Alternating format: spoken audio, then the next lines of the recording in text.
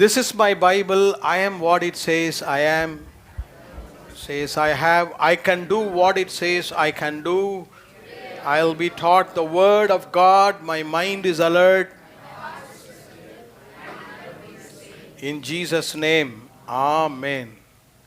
ஸ்தோத்திராக. ஏசாயாவின் தீர்க்க தரிசன புத்தகம் 43ஆம் அதிகாரம். இன்றைய காலையிலே வாசிக்கப்பட்ட பகுதியிலே ஒரு வசனத்தை நாம் தியானிக்க போகிறோம். Prophecy of Isaiah chapter 43 verse 19.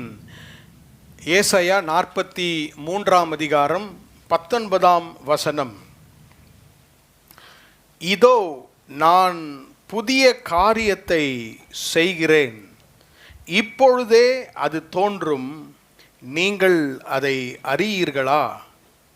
நான் வனாந்திரத்திலே வழியையும் அவாந்திர வெளியிலே ஆறுகளையும் உண்டாக்குவேன். Let me read that in English. Isaiah 43 and verse 19. Behold, I will do a new thing. Now it shall spring forth. Shall ye not know it?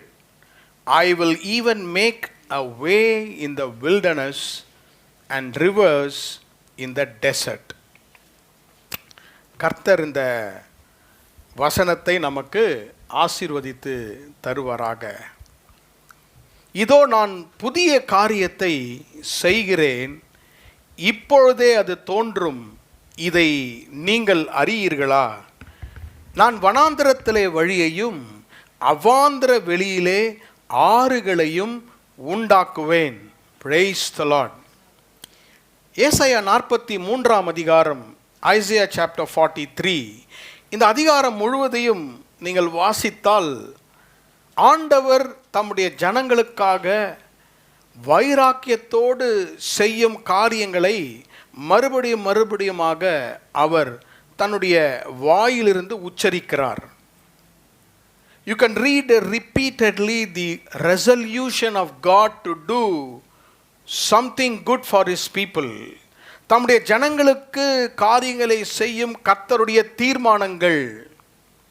குறிப்பாக இந்த அதிகாரத்திலே நீங்கள் பார்க்கும் பொழுது ஏறக்குறைய 7 தடவை ஆங்கிலத்திலே ஐ வில் என்ற வார்த்தையை கர்த்தர் இங்கு பயன்படுத்துகிறார். 2ஆம் வசனம், ஏசாயா 43ஆம் அதிகாரம் 2ஆம் வசனம், I will be with thee. ஆங்கிலத்தில் முதலாவது சொல்லுகிறேன். 4ஆம் வசனத்தை பாருங்கள், I will give men for thee. Verse 5, I will bring thy seed from the east. Verse 6, 6ஆம் வசனம், I will say to the north. 13ஆம் வசனம், I will work. 19ஆம் வசனம், I will do a new thing. அதே 19ஆம் வசனம், I will even make a way. தமிழிலே அது நான் என்ற வார்த்தையை நீங்கள் வாசிக்கலாம். நானே கர்த்தர், நான் உன்னை மீட்டு கொண்டேன். ஆண்டவர் மறுபடியுமாக தம்முடைய ஜனங்களுக்கு அவர் என்ன செய்ய போகிறார், அவர் யாராக இருக்கிறார் என்பதை அவர்களுக்கு திட்டவட்டமாக தம்மை வெளிப்படுத்தி சொல்லிக்கொண்டே இருந்தார். இந்த ஐ வில், நானே என்ற வார்த்தை, it talks about the divine assurance of God. ஆண்டவருடைய தெய்வீக முடிவு நிச்சயத்தை அது நமக்கு சொல்லுகிறது. It talks about the sovereignty of God. ஆண்டவருடைய தெய்வத்துவம். It talks about the faithfulness of God. தேவனுடைய உண்மை, நம்முடைய வாழ்க்கையிலே அவர் எவ்வளவு உண்மையுள்ளவராக இருக்கிறார் என்பதை நமக்கு அது காண்பிக்கின்றது. ஐ வில், நான் அதை செய்வேன் என்று கர்த்தர் சொல்லும் பொழுது no circumstance can hinder that. மாறுபடுகிற எந்த சூழ்நிலைகளையும் ஆண்டவர் செய்கிறதை தடுக்கவே முடியாது. No enemy can prevent the I wills of God. அவர் செய்கிறதை எந்த சத்துருவும் தடுக்க முடியாது. Even delays, தாமதங்கள் கூட கர்த்தர் செய்கிற காரியங்களை, நான் செய்வேன் என்று சொல்லுகிற காரியங்களை ஒரு நாளும் தடுக்க முடியாது. நான் சொன்ன இவ்வளவு காரியங்களும் 43ஆம் அதிகாரத்தினுடைய பின்புலத்திலே காணப்படுகிறது. இஸ்ரவேல் ஜனங்கள் எல்லாம் அவர்கள் பாபிலோனிலே சிறைப்பட்டு காணப்படுகிற காலங்கள். அவர்கள் அவ்வப்போது தங்களுடைய ஜனங்கள் எல்லாரும், இஸ்ரவேல் ஜனங்கள் ஆண்டவரை மறந்து விடுகிற ஒரு சூழ்நிலைக்குள்ளாக அவங்க கடந்து செல்வார்கள். இவர்கள் எப்பொழுதும் ஆண்டவரை மறந்து எதிரிகளால் சூறையாடப்படுவார்கள். They always will be spoiled and they are always snared to the enemies. அடிமைகளாக போய் விடுவார்கள். 42ஆம் அதிகாரம் 22ஆம் வசனம் பாருங்கள். 42 and verse 22.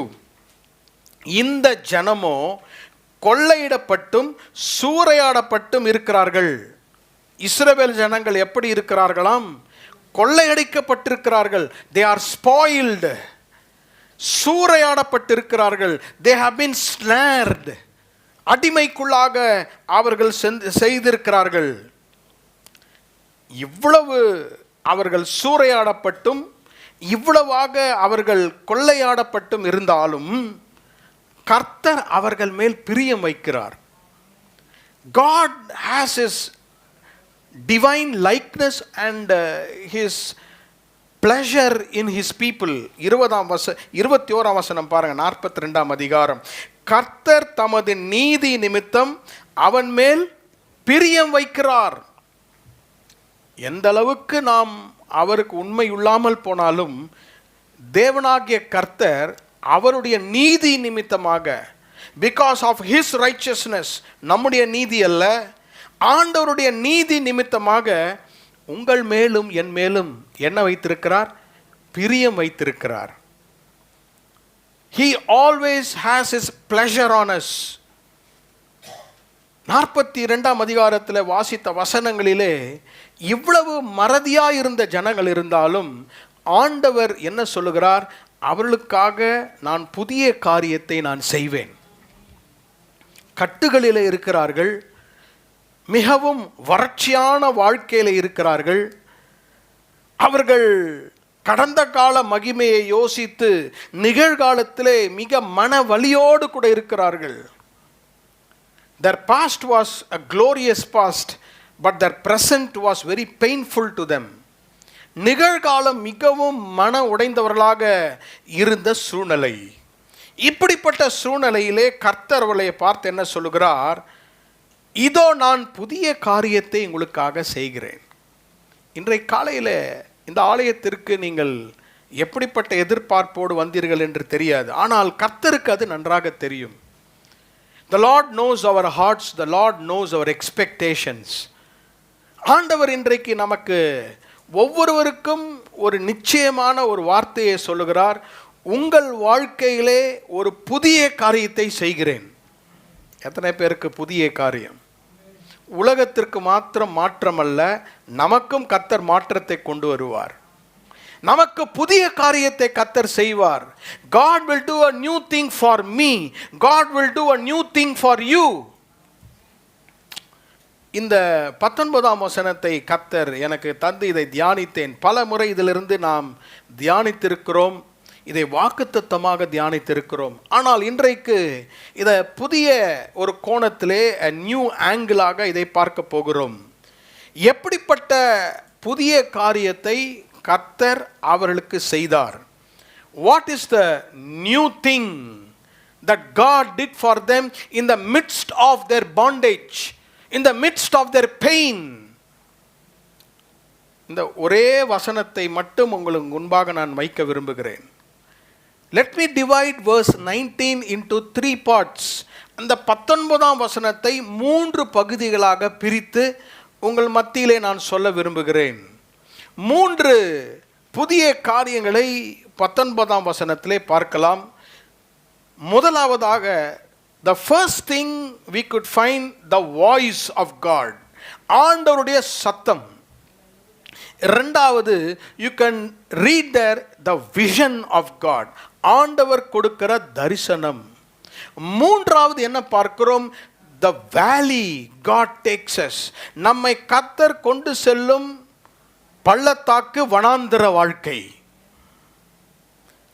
புது காரியத்தை நம்ம வாழ்க்கையில செய்கிறார் என்றால் ஒரு சத்தம், ஒரு தரிசனம், ஒரு பள்ளத்தாக்கு, a voice, a vision and a valley.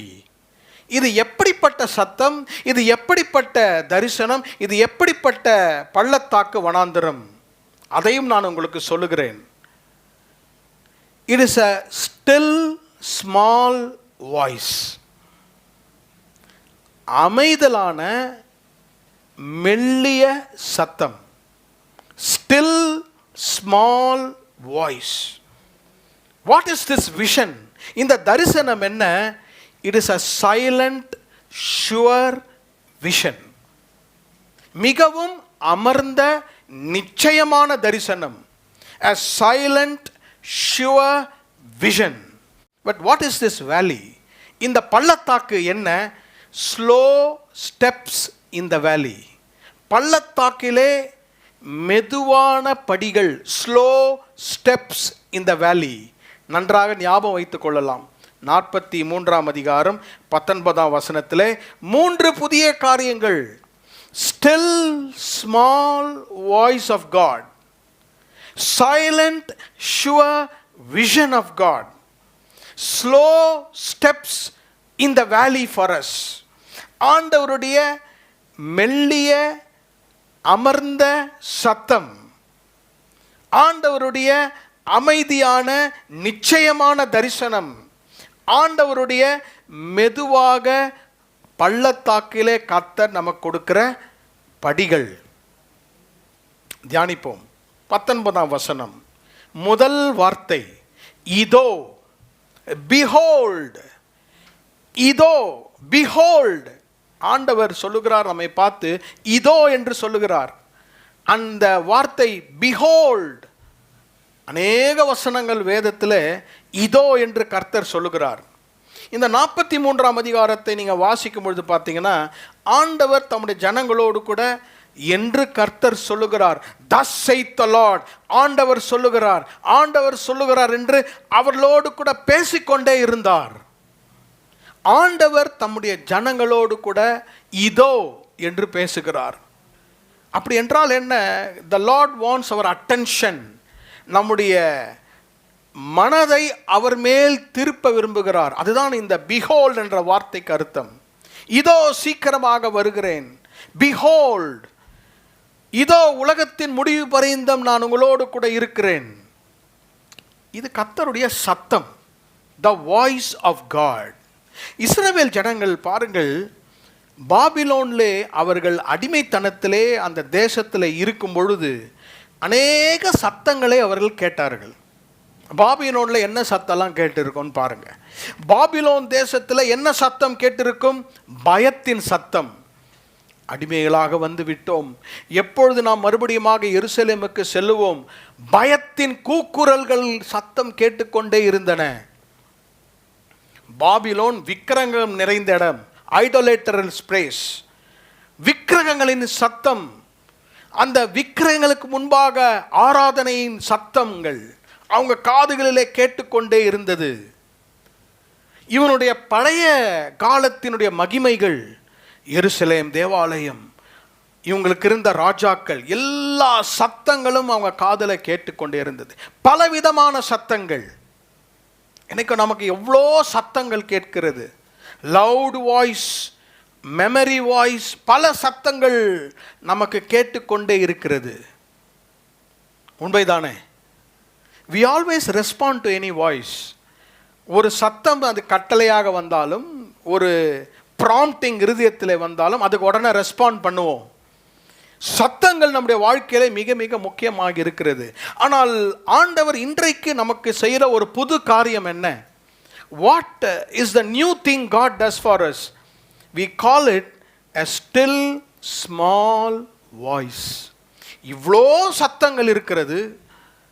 இவ்வளோ சத்தம் இருக்கும்பொழுது ஆண்டவர் மிகவும் அமர்ந்த மெல்லிய சத்தத்திலே நம்மோடு கூட பேசுகிறார். ஆமென். அந்த ஆண்டவருடைய சத்தத்தினுடைய டோன், அதோடைய தொனி மிகவும் அமைதலாக இருக்கும். சிலர் பேசும்போதே பயமாக இருக்கும். ஹலோ அப்படின்னாலே பயமாக இருக்கும். ஹவ் ஆர் யூனாலே பயமாக இருக்கும். அப்படி ஒரு அதுக்கு பேர் தொனி, டோன். சிலர் சத்தமாக அவங்க பேசினா ரொம்ப அமைதியாக இருக்கும். சிலருடைய வாய்ஸ் ரொம்ப ஜென்டிலாக இருக்கும். இல்லை, பல சத்தங்கள் இருக்கின்றன. ஆண்டவர் நம்மோடு கூட எப்படி பேசுகிறாரா? அவர் ரொம்ப ஜென்டிலாக, மிகவும் அமைதியாக பேசுகிறார். அவருடைய சத்தத்தை உணர, அவருடைய சத்தத்தை கேட்க நம்முடைய காதுகள் அதற்கு ஏற்றவாறு இருக்க வேண்டும். ஆமென். இன்றைக்கு கர்த்தர் உங்கள் வாழ்க்கையில், என்னுடைய வாழ்க்கையில் என்ன புது காரியத்தை செய்கிறார்? என்ன புது காரியம் என்றால், I have to hear the still small voice of God. ஆண்டவருடைய அமைதியான மெல்லிய சத்தத்தை என் காதுகளிலே நான் கேட்க வேண்டும். ஆமென். I want to hear the still small voice of God. வேதத்திலிருந்து ஒரு உதாரணத்தை உங்களுக்கு தருகிறேன். ஆண்டவருடைய மெல்லிய சத்தம் நம்முடைய வாழ்க்கையில் என்ன செய்கிறது? 2 காரியத்தை சொல்ல விரும்புகிறேன். 2 things about the still small voice of God. This voice calls you. இந்த அமர்ந்த மெல்லிய சத்தம் உங்களை அழைக்கிறது. This still small voice commissions you. உங்களுக்கு நடத்துதலை இந்த மெல்லிய சத்தம் நமக்கு தருகிறது. 1 சாமுவேலின் புத்தகம் 3ஆம் அதிகாரம். What is the new thing? இந்த புது காரியம் என்றால் என்ன? ஆண்டவர் செய்யும் புது காரியம், அவர் நம்மோடு கூட சத்தத்திலே, மெல்லிய சத்தத்திலே பேசுகிறார். 1 சாமுவேல் 3ஆம் அதிகாரம் 4ஆம் வசனத்தை நீங்கள் அதை திருப்பிக் கொண்டால் நான் ஒவ்வொரு வசனத்தையும் வாசிக்கிறேன். 1 Samuel chapter 3 and verse 4. அப்பொழுது கர்த்தர் சாமுவேலை கூப்பிட்டார்.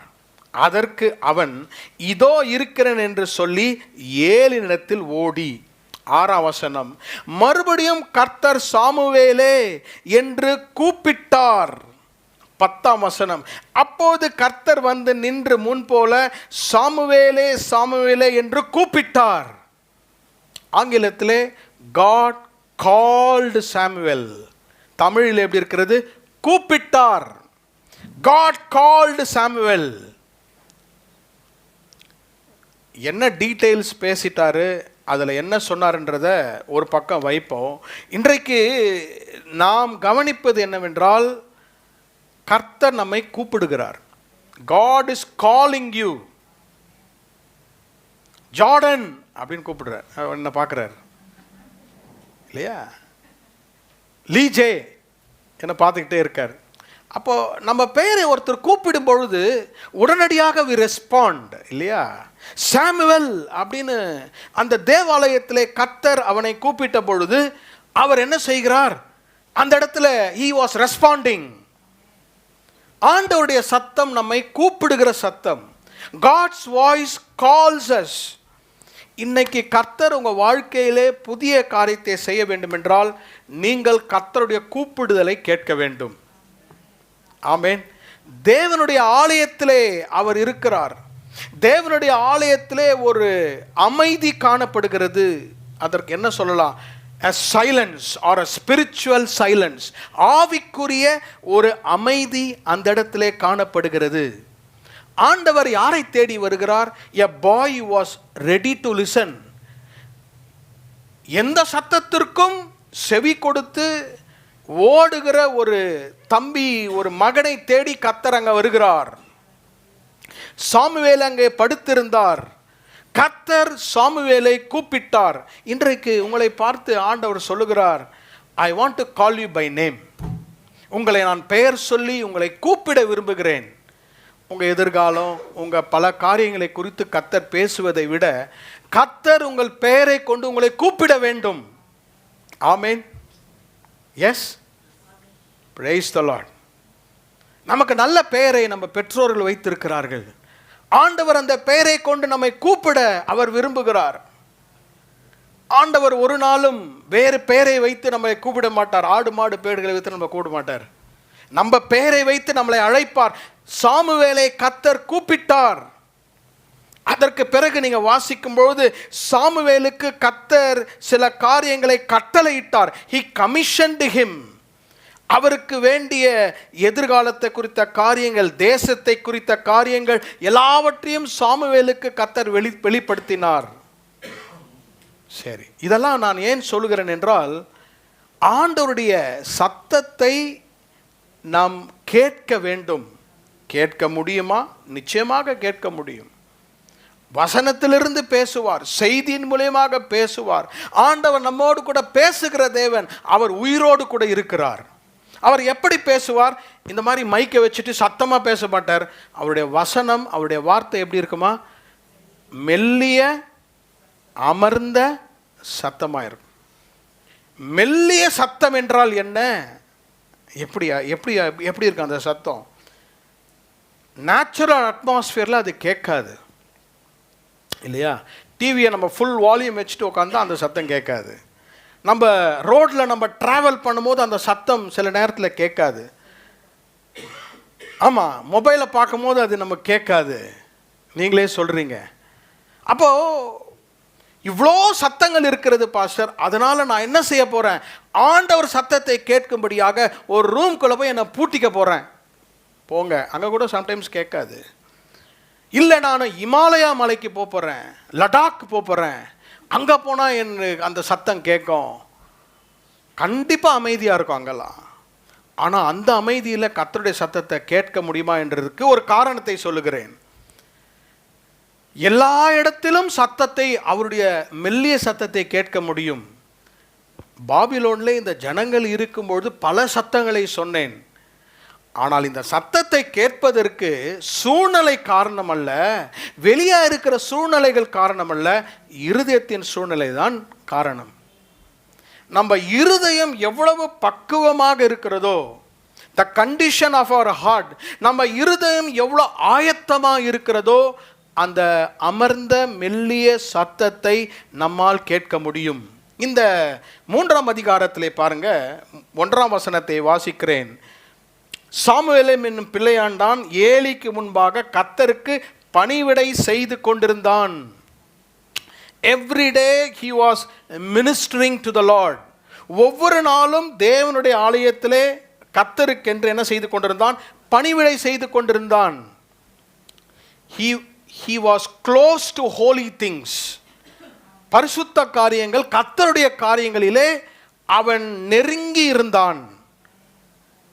Since he was close to holy things, he was sensitive to heavenly things. ஆண்டவருடைய காரியங்களுக்கு இந்த பூலோகத்திலே நெருங்கி இருந்தால் பரலோகத்தினுடைய காரியங்களை நம்மால் கேட்க முடியும். நல்லா கவனிங்க. என்னைக்கோ ஒரு நாள் பைபிள் வாசிக்கிறது, ஏதாவது ஒரு காரியத்துக்காக ஒரு நாள் ஜெபிப்பது, ஸ்பெஷல் ப்ரேயர் ரிக்வெஸ்ட் இருந்தால் ஜெபம் பண்ணுறது, என்னைக்கோ ஒரு நாள் கர்த்தரை தேடினீங்கன்னா இந்த புதிய காரியம் நம்மால் அனுபவிக்க முடியாது. Always in touch with holy things. ஆண்டவரோடு கூட எப்பொழுதும் தொடர்பில் இருக்கிறவர்கள், ஆண்டவரோடு கூட எப்பொழுதும் உறவில் இருக்கிறவர்கள். Samuel was already prepared. கர்த்தர் சத்தத்தை கேட்கணும்னு அவன் பணிவிட செய்யலை. He was just worshipping and ministering to the Lord. அவன் கர்த்தருடைய பெட்டி, ஆண்டவருடைய பிரசன்னத்தில் அவன் டெய்லி ஊழியம் செய்து கொண்டிருந்தான். Normal life. ஜெபம் பண்ணா, வேதத்தை வாசித்தான், கர்த்தருக்காக வாழ்ந்தான், நார்மல் லைஃப்பில் இருந்தான். இதோ சாமுவேலே சாமுவேலே என்று ஆண்டவர் அவனோடு கூட பேசினார். எனக்கு அருமையான சகோதர சகோதரிகளே, நான் இந்தோடு கூட இந்த குறிப்பை நிறுத்த விரும்புகிறேன். ஒரே ஒரு காரியம், உங்களை கர்த்தர் கூப்பிடுகிற சத்தத்தை கேட்கிற அனுபவமாகிய புது காரியத்தை கர்த்தர் நமக்கு செய்வார். இதோ என்று இஸ்ரவேலுக்கு சொன்னார். இஸ்ரவேலை பார்த்து ஆண்டவர் சொல்லுகிறார், பாபிலோனிலே கஷ்டத்திலும் நஷ்டத்திலும் பாடுகளிலும் இருக்கிற அவர்களுக்கு ப்ளீஸ் ஹியர் மை வாய்ஸ், என்னுடைய ஆலோசனையை கேளுங்கள். Please listen to my council. நான் உங்களோடு கூட பேசி நான் புது காரியத்தை செய்ய விரும்புகிறேன். உங்களுடைய செவிகள், உங்களுடைய ஆவிக்குரிய இருதயம் என்னுடைய சத்தத்திற்கு ஆயத்தமாயிருப்பதாக. then you will start hearing the still small voice of God. நம்ம வாழ்க்கையில் எந்தெந்த காரியங்கள் இந்த கர்த்தர் சத்தத்தில் ஆரம்பிக்கிறதோ அது நிச்சயமாக வெற்றியிலே போய் முடியும். whatever starts with God's voice will always end up in victory. ஏனென்றால் அது அவருடைய ஆலோசனை, அவருடைய சத்தத்தில் ஆரம்பிக்கின்றது. அப்போ நம்ம வாழ்க்கையில் சில காரியங்களை நாம் மாற்றிக்கொள்ள வேண்டும். என்னவென்றால், ஆண்டவரே, இன்றைக்கு உம்முடைய சத்தத்தை நான் கேட்டுவிட்டு நான் உலகத்திற்கு போகிறேன். கவனிக்கிறீங்கன்னு நினைக்கிறேன். காலையில் பைபிள் படிச்சிடணும், ஒரு வசனத்தை மனப்பாடம் பண்ணிடணும், ஜாம் பண்ணிடணும், அதை சொல்ல வரல. அது வந்து டியூட்டி, இந்த வேலைக்கு போய் செய்கிற மாதிரி. இன்றைக்கி நான் பைபிள் படிச்சுட்டேன், இன்றைக்கி ஜாம் பண்ணிட்டேன், நான் ஒழுங்காக இருக்கேன், அதை சொல்லலை. நான் அதற்கு மேலே ஒரு அனுபவத்தை சொல்லுகிறேன். Did I hear the voice of God today? இன்றைக்கு கர்த்தருடைய அந்த மெல்லிய சத்தத்தை நான் கேட்டேனா? அந்த அனுபவத்தை கர்த்தர், அதுதான் புதிய காரியம். That is the new thing God did promise for his people. ரெண்டாவது காரியத்தை சொல்கிறேன். 43ஆம் அதிகாரம், ஏசாயா 43:19 வசனம். இதோ நான் புதிய காரியத்தை செய்கிறேன், இப்பொழுதே அது தோன்றும், இதை அறியீர்களா? இதுதான் ரெண்டாவது பகுதி அந்த வசனம். இப்பொழுதே அது தோன்றும், இதை நீங்கள் அறியீர்களா? now it shall spring forth, shall ye not know it? மறுபடியும் வாசித்து பாருங்க. இன்னும் வந்து அவங்க பாபிலோனில் இருக்கிறாங்க, இன்னும் விடுதலை வரல, இன்னும் அவங்க எருசலேமுக்கு வரல.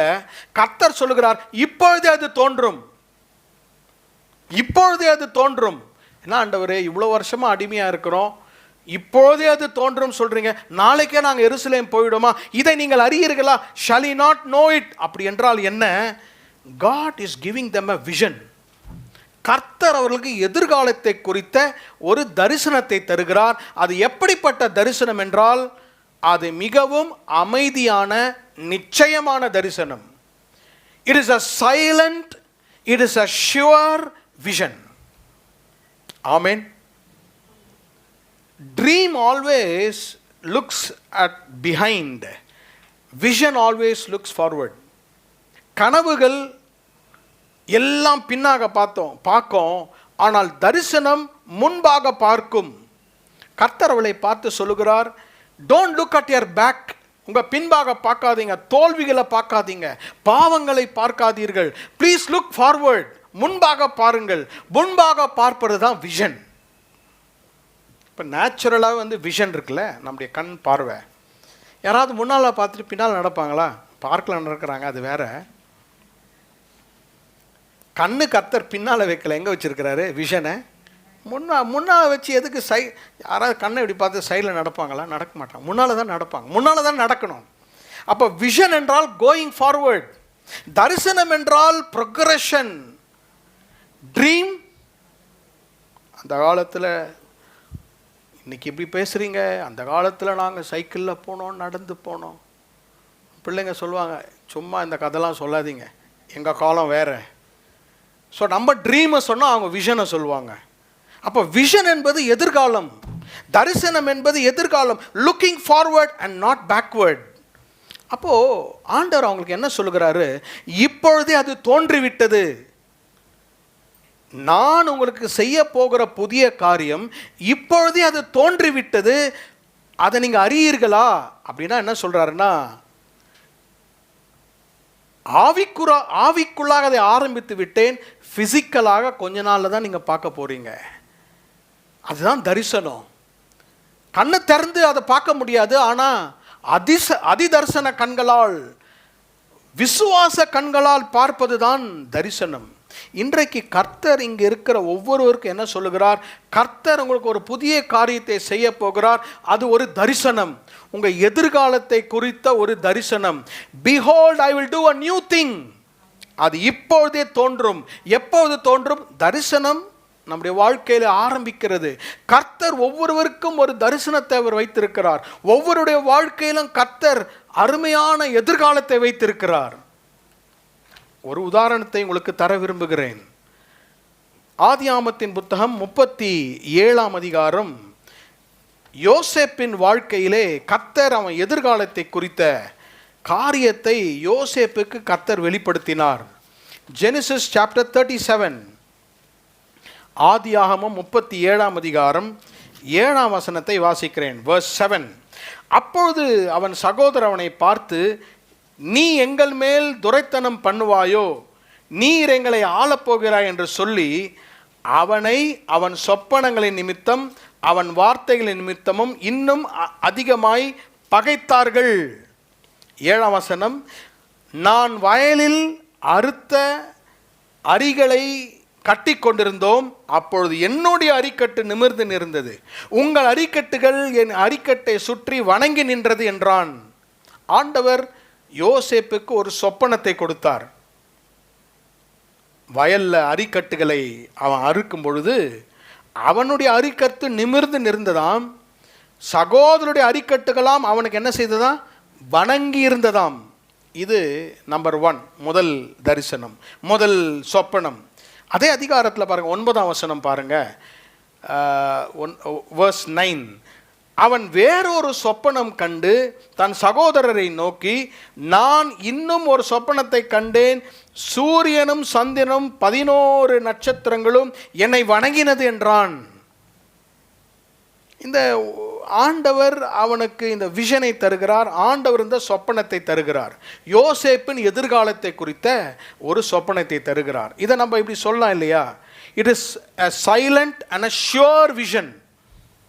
அப்படிதானே? நம்முடைய சொப்பனம் நைட்டு இரவு தூங்கும்போது சொப்பனங்களை காண்கிறோம். அது ரொம்ப அமைதியாக இருக்கும் இல்லையா? பயங்கர சத்தமாக போட்டு, பயங்கர ட்ரம்ஸ் மியூசிக் போட்டு, ஜி பூம்பா இதோ தரிசனம் அப்படிலாம் வராது. ரொம்ப அமைதியாக இருக்கும். மிக அமைதியாக எழும்பி அதை it will be very very silent. It will start very silently. மெதுவாக ஆரம்பிக்கும். பாருங்கள், யோசேப்பின் வாழ்க்கையில் 2 சொப்பனத்தை கர்த்தர் கொடுத்தார். அவன் 17 வயதார், 17 years, 17 வயதாக இருக்கும்போது 2 சொப்பனத்தை அவனுக்கு கொடுத்தார். நன்றாக கவனியுங்கள், என் வார்த்தைகளை கவனியுங்கள். சொப்பனத்தை கொடுத்தார். யோசேப்புக்கு ஏன் அதை கொடுத்தார் என்றால், நாளைக்கே அது நடக்க போகாது. ஆனால் அவன் அந்த சொப்பனத்தின் தரிசனத்தில் அவன் வாழ வேண்டும். He got God's plan. He has to live in the vision. ஆமென். ஒரு தரிசனத்தில் வாழுகிற வாழ்க்கை, புதிய காரியத்தை கர்த்தர் செய்கிறார். ஆமென். நமக்கு ஒரு காரியம் சொல்கிறாங்க வச்சுக்கோங்க, நம்ம பிள்ளைகளுக்கு சொல்கிறோம், அடுத்த வாரம் நம்ம ஃபாரின் போகிறோம். அப்படியா? 7 நாள் எங்கே தூங்க போகிறாங்க அவங்க? அதே கனவுல வாழ்வாங்க. அதுதான் விஷன். ஒரு ட்ரீம், ஒரு சொப்பனத்தை கர்த்தர் கொடுத்தார். ஏன் 30 வயசில் தான் அவன் கர்த்தர் உயர்த்த போகிறார். இன்னும் 13 வருஷம் இருக்கு. அந்த 13 வருஷத்தில் அவன் எப்படி வாழணும்? அந்த தரிசனத்தோடு வாழ வேண்டும். ஆண்டவர் ஒவ்வொருடைய வாழ்க்கையிலும் ஒரு சொப்பனத்தையும் ஒரு திட்டத்தை கொடுக்கிறார். அதை வைத்து அந்த தரிசனத்தோடு வாழ வேண்டும். அந்த தரிசனம் கண்களுக்கு முன்பாக இருக்க வேண்டும். Because that is what God is going to do. That is a new thing God will do. அந்த தரிசனத்திலே நான் வாழுகிறேன். யோசேப்பை சகோதரர்கள் விற்று போட்டார்கள். யோசேப்பு போத்திபார் வீட்டிலே வேலை செய்தான். யோசேப்பு அங்கிருந்து குற்றப்படுத்தப்பட்டு தவறாக சிறைச்சாலைக்கு சென்றான். அவன் போன பாதையெல்லாம் பாருங்க. குழியிலே போட்டார்கள், பிட்டில் போட்டாங்க. அடுத்தது போட்டிஃபார் ஹவுஸில் ஒரு சோதனை. அடுத்தது பிரிசனுக்கு போனால் இவ்வளோ எதிர்ப்பு நடந்தது. நல்லா கவனிங்க. நம் ஆண்டவர் நமக்கு வைத்திருக்கிற காரியங்களிலே பல எதிர்ப்புகள் வரும். இது நடக்குமா நடக்காதா? இனிமேல் இதெல்லாம் நடக்கவே நடக்காது பாஸ்டர், நான் வயசாகிடுச்சு, நான் கடந்துட்டேன், இனிமேல் முடியவே முடியாது என்று நம்முடைய மனது சொல்லினே இருக்கும். ஆனால் நம்ம எப்படி வாழணும்னா தரிசனத்தோடு வாழ வேண்டும். இவ்வளவு நாட்களிலும் நான் என்ன நினைக்கிறேன், யோசேப்பு இருதயத்தில் இருக்கும், கர்த்தர் எனக்கு தரிசனம் கொடுத்துருக்கிறார், கர்த்தர் எனக்கு ஒரு தரிசனம் கொடுத்துருக்கிறார், கர்த்தர் எனக்கு ஒரு தரிசனம், 2 தரிசனம் கொடுத்தார். 17 வயசா இருக்கும்போது கர்த்தர் தரிசனத்தை கொடுத்தார். அரிக்கட்டுகளை குறித்து கர்த்தர் காண்பித்தார். எனக்கு சந்திரனும் சூரியனையும் குறித்து காண்பித்தார். இதெல்லாம் நடக்குது, இதை பற்றி எனக்கு கவலை இல்லை. God has given me a vision. அப்போ அந்த விஷன் அவனுக்குள்ளாக எப்படி இருந்தது தெரியுங்களா? It was very very silent. God was working silently. மெதுவாக நமக்கு அறியாமலே கர்த்தர் கிரியை செய்து கொண்டே இருப்பார். நமக்கு தெரியாது. I don't know what is happening. You do not know what is happening. நம்ம பிள்ளைகளுடைய வாழ்க்கையில் ஒரு தரிசனத்தை கர்த்தர் வைத்திருப்பார். அதோடு கூட நம்ம வாழும்போது கர்த்தர் கிரியை செய்து கொண்டே இருப்பார். God is working in the background. கடைசியில் யோசேப்பை கர்த்தர் உயர்த்தினார். அந்த தரிசனம் அவன் வாழ்க்கையிலே நிறைவேறிற்று. அப்படி என்றால் என்ன சொல்ல விரும்புகிறேன்? about this vision, a vision always waits. நமக்காக தரிசனம் காத்திருக்கும். இரண்டாவது, the vision works for you. இந்த தரிசனம் உங்களுக்காக கிரியை செய்யும். உங்களை பார்த்து ஒரு கேள்வி, கர்த்தர் உங்களுக்கு புதிய காரியத்தை செய்ய போகிறார். இங்க இருக்கிற எல்லாரையும் பார்த்து இன்றைக்கு நான் ஒன்று சொல்கிறேன் என்று வைத்துக் கொள்ளுங்கள். எல்லாம் ஃப்ரண்ட் ரோ சைடில் இருக்கிற எல்லாருக்கும் ஒன்று சொல்கிறேன். Take a paper and write your vision. ஒரு பேப்பர் எடுத்து உங்கள் வாழ்க்கையின் தரிசனத்தை எழுதுங்கள். எழுத முடியுமா? எழுதணும். What is the vision that God has given me? எனக்கு கர்த்தர் கொடுத்திருக்கிற தரிசனம் என்ன? தனிப்பட்ட தரிசனம் என்ன? குடும்பத்தின் தரிசனம் என்ன? ஊழியத்தின் தரிசனம் என்ன? வேலையின் தரிசனம் என்ன? பிள்ளைகளை குறித்த தரிசனம் என்ன? If you don't have a aim, we cannot shoot. ஒருத்தங்கிட்ட துப்பாக்கி கொடுத்து சுடுனா எல்லாரையும் சுட்டு தள்ளிடுவான். அப்போ அவனுக்கு ஒரு எய்ம் கொடுக்கணும், அவனுக்கு ஒரு ஸ்பாட் கொடுக்கணும், அப்போ தான் அவன் அதை சுட முடியும். அப்போ தரிசனம் இல்லாமல் நாம் எல்லா டைரக்ஷன்லையும் போயிடுவோம். ஆண்டவர் இன்றைக்கு புது காரியத்தை நம்ம வாழ்க்கையில செய்கிறார் என்றால், கர்த்தர் உங்கள் வாழ்க்கையிலே ஒரு தரிசனத்தை ஆரம்பித்து விட்டார். அந்த தரிசனத்தோடு கூட நீங்கள் வாழும் பொழுது ஆண்டவர் அந்த புதிய காரியத்தை நம்முடைய வாழ்க்கையிலே செய்து முடிப்பார். It starts very slowly. மெதுவாக ஆரம்பிக்கும். அந்த தரிசன வாழ்க்கையிலே ஆண்டவர் அதை செய்து கொண்டே இருப்பார். I should not be distracted. இன்னைக்கு பல காரியங்கள் நம்முடைய வாழ்க்கையிலே நம்மை திசை திருப்பும். யோசேப்பை எவ்வளோ டிஸ்ட்ராக்ஷன்ஸ் யோசேப்புக்கு இல்லையா? தப்பா குற்றம் சாட்டினார்கள், சகோதரர்கள் குடியிலே போட்டார்கள். ஆனால் அவன் தரிசனத்தை அவன் விடவில்லை. அவன் இருதயத்தில் இருந்தது. எந்த இடத்துலையும் சொல்லலை. எங்கேயாவது ஒரு இடத்துல சொன்னானா, பார் எங்கள் அப்பா எனக்கு நல்ல கோட் கொடுத்துருந்தார், அங்கே இந்த கட்டுக்கதெல்லாம் எங்கேயும் சொல்லவே இல்லை. அவனுக்கு தெரிஞ்சதெல்லாம் ஒன்று தான், விஷன். என் வாழ்க்கையில் ஒரு தரிசனம் இருக்கு, என் வாழ்க்கையில் கர்த்தர் கொடுத்த தரிசனம் இருக்கு. It is very silent. என் வாழ்க்கையில் அது அமைதியாக இருக்கிறது, ஆனால் நிச்சயமாக நிறைவேறும். இன்றைக்கு இங்கே இருக்கிற ஒவ்வொருவருக்கும் இன்றைக்கு இல்லை என்றால் தயவு செய்து இன்றைக்கு ஒரு தரிசனம், கர்த்தர் உங்களுக்கு வைத்திருக்கிற தரிசனத்தோடு கூட வாழுங்கள். மிகவும் திருப்தியான இருதயத்தை கர்த்தர் தருவார். சாட்டிஸ்ஃபேக்ஷன் இருதயத்தில் இருக்கும். இன்னைக்கு நம்ம காலையில் எழுந்தோன்னா, நான் நேற்றைக்கு நன்றாக இருந்தேன், நான் சந்தோஷமாக இருந்தேன் என்ற உண்மையான திருப்தி யாருக்கு வரும் என்றால் ஆண்டவருடைய தரிசனம். ஏனென்றால் அதுதான் கர்த்தர் செய்யும் புது காரியம். கடைசியாக ஏசாயா 43 அதிகாரம், ஐசையா 43 and verse 19. இதோ நான் புது காரியத்தை செய்கிறேன், இப்பொழுது அது தோன்றும், இதை நீங்கள் அறியீர்களா? நான் வனாந்திரத்திலே வழியையும் அவாந்திர வெளியிலே ஆறுகளையும் உண்டாக்குவேன். ஒரு வாய்ஸ், சத்தம். இரண்டாவது, அந்த சத்தம் தரிசனமாக மாறுது, விஷனாக மாறுகிறது. இந்த விஷன் எங்கே நிறைவேற போகிறது? இந்த வேலி, இந்த வில்டர்னஸ். இந்த தரிசனத்தை கர்த்தர் எங்க செய்ய போகிறார்? எங்கே கர்த்தர் வழியை உண்டாக்க போகிறார்? வனாந்திரத்திலும் அவாந்திர வெளியிலும். I will make a way in the wilderness. I will make rivers in the desert. God always will make steps for you in the valley, but it will be slow steps. மெதுவான படிகளை கர்த்தர் உங்களுக்கு காண்பிப்பார். எங்கே? வனாந்திரத்திலே. எங்கேயா ஒரு oasis, எங்கேயா ஒரு வசதியான இடத்துல வழியை உண்டாக்குவேன் எங்க கர்த்தர் சொல்லியிருக்காரா? நான் செழுமையான தேசத்திலே உனக்கு வழியை உண்டாக்குவேன், அப்படி இல்லை வசனம். எங்க வழியை உண்டாக்குகிறார்? வனாந்தரத்திலே வழியை உண்டாக்குவேன், அவாந்தர வெளியிலே ஆறுகளை உனக்கு உண்டாக்குவேன். வேலிஸ், வில்டர்னஸ், டெசர்ட்ஸ். ஆண்டவருக்கு வேற இடம் கிடைக்கலையா? ஏன் ஆண்டவருக்கு நல்ல ஒரு ரிச் ஏரியா கிடைக்கலையா? போய் என்னை எங்க கொண்டு போறாரு? வேலிக்கு கொண்டு போறாரு, என்னை பள்ளத்தாக்கு கொண்டு போறாரு, என்னை வில்டர்னஸுக்கு கொண்டு போகிறாரு. ஆண்டவர் தாவீதை பள்ளத்தாக்குகளிலும் வனாந்திரங்களிலும் நடத்தினார். நேரமில்லை, நீங்கள் வீடுக்கு சென்று வாசிங்கள். 1 சாமுவேல் 17ஆம் அதிகாரம், 1 Samuel chapter 17 2ஆம் 3ஆம் வசனத்திலே ஏலா பள்ளத்தாக்கிலே அந்த வனாந்தரத்திலே தாவீதை கர்த்தர் நடத்தினார். வேற விதத்தில் சொல்ல போனா இஸ்ரவேல் ஜனங்களுக்கு ஆண்டவர் புது காரியத்தை செய்தார். அது என்ன காரியம் என்றால், slow steps God showed for David in that valley. அந்த வனாந்தரத்திலே தாவீதினுடைய வாழ்க்கையிலே கர்த்தர் அழகான மெதுவான வழிகளை கர்த்தர் செய்தார். இந்த வேலி, இந்த வனாந்தரம் நமக்கு என்ன செய்கிறது? 2 காரியத்தை செய்கிறது. Number 1, the valley develops us. இந்த வனாந்தரங்கள், இந்த பள்ளத்தாக்குகள் நம்மை விருத்தி அடைய செய்கின்றன. we start developing. இரண்டாவது, this valley displays the faithfulness of God.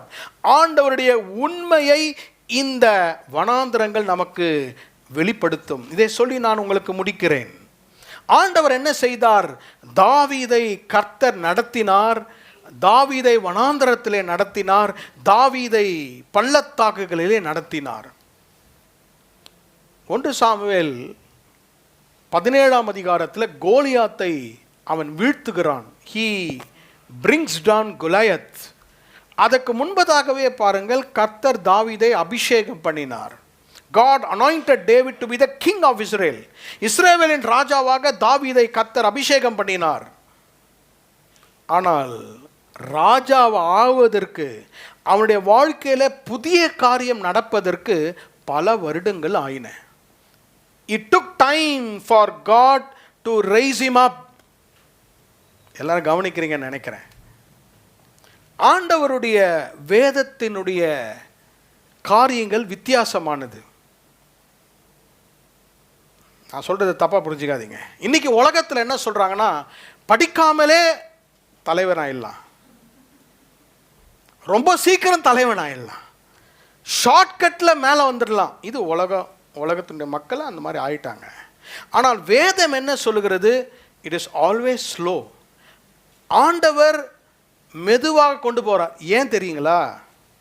ஏன் நான் சொல்கிறேன்? நான் சொல்வதற்கு ஒரு காரணம் உண்டு. The Lord is always concerned about our character than the victories that we have. நம்முடைய அச்சீவ்மெண்ட்ஸ், நம்முடைய வெற்றிகளை விட கர்த்தர் நம்மை மெச்சூராக விரும்புகிறார். கவனிக்கிறீங்கன்னு நினைக்கிறேன். இன்றைக்கு உலகத்திலே இன்னைக்கு பல சிந்தனைகள் எப்படி ஆயிடுச்சுன்னா, அவங்களுடைய மெச்சூரிட்டி, அவங்களுடைய கேரக்டர்ஸு, அவங்களுடைய குணங்கள்லாம் வெற்றிக்கு பின்பாக மறைந்து விட்டது.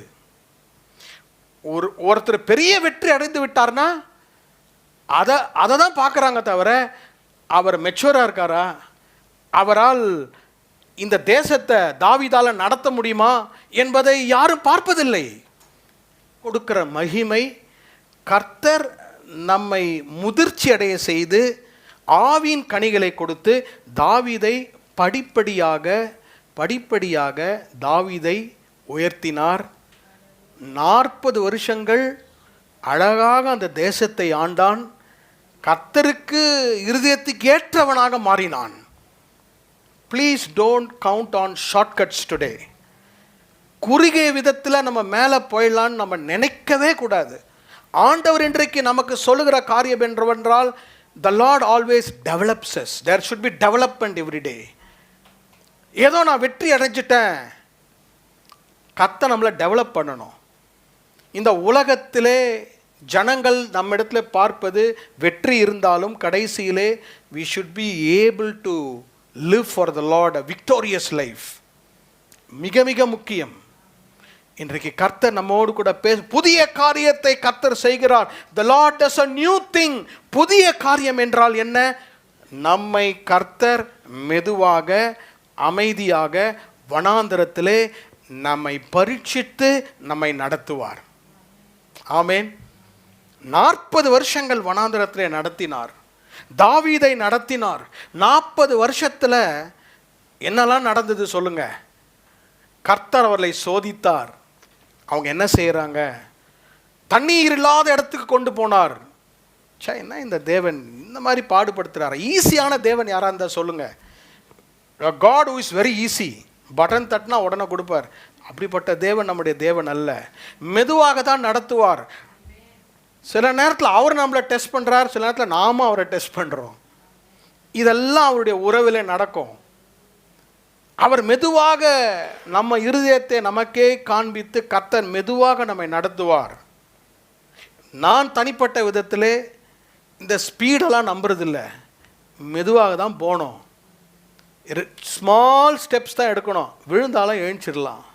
பெரிய ஸ்டெப் எடுத்து விழுந்தாலும் எழுந்திருக்க முடியாது. இது நான் என் வாழ்க்கையில் கற்றுக்கொண்ட பாடம். அதனால் உங்களோட வாழ்க்கையில் எதிர்காலத்தில் ஆண்டவர் இன்றைக்கு இந்த வசனத்தின்படியாக புதிய காரியத்தை அவர் செய்வாராக. இதோ நான் புதிய காரியத்தை செய்கிறேன், இப்பொழுதே அது தோன்றும், நீங்கள் இதை அறியீர்களா? நான் வனாந்தரத்திலே வழியையும் அவாந்தர வெளியிலே ஆறுகளையும் உண்டாக்குவேன். கர்த்தர் நமக்கு புதிய காரியத்தை செய்வார். எழும்பி நின்று நாம் ஜெபிப்போம். செல்வோம். கர்த்தர் நம்மை நிச்சயமாகவே ஆசீர்வதிப்பார். பிரசன்னத்தில் அமர்ந்திருந்து